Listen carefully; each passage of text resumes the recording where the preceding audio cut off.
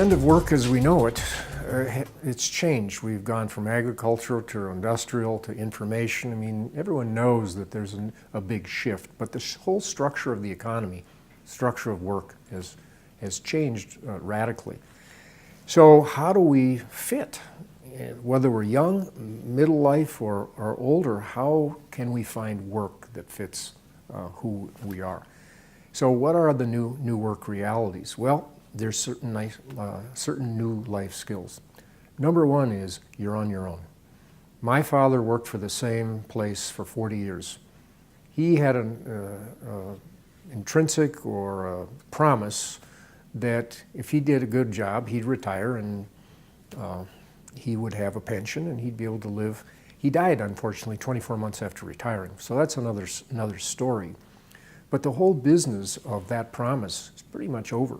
I mean, I don't know how many people would today say, just go to work for any organization and do your job well and they'll take care of you. I mean, you have to take care of yourself.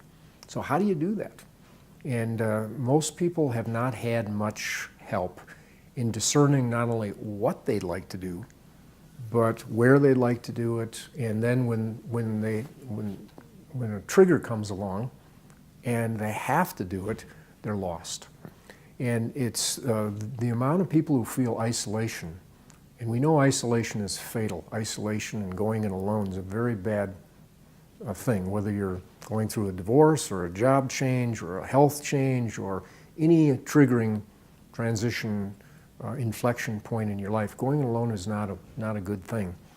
So the key is how do you go about this? And so the business of reimagining today is really not a luxury. Reimagining is something that is a life skill for the 21st century.